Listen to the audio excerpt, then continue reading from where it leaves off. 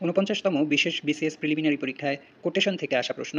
I can not but conclude the bulk of your natives to be the most pernicious race of little odious vermin that nature ever suffered to crawl upon the surface of the earth. বিরাট একটি quotation. এই কোটেশনটির আমি একটি বাংলা করে দিয়েছি।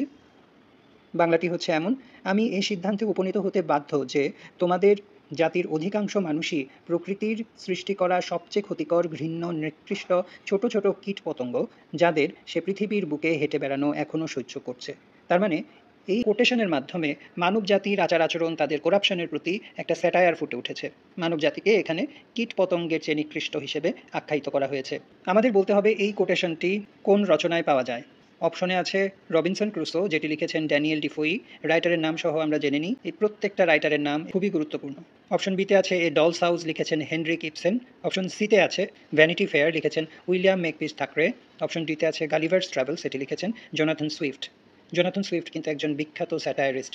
তার লেখা Gulliver's ট্রাভেলসে উনি মানব জাতির প্রতি তীব্র বিদ্বেষ প্রকাশ করেছেন। তাই উপরে যে কোটেশনটি দেওয়া আছে এটি হচ্ছে আসলে গালিভার্স ট্রাভেলস থেকে নেওয়া, লিখেছেন জোনাথন সুইফট। জোনাথন সুইফটের মিসানথ্রপিস্ট অর্থাৎ মানব বিদ্বেষী যে মনোভাব সেটি এই কোটেশনের মধ্যে ফুটে উঠেছে। অ্যান্সার হবে অপশন ডি।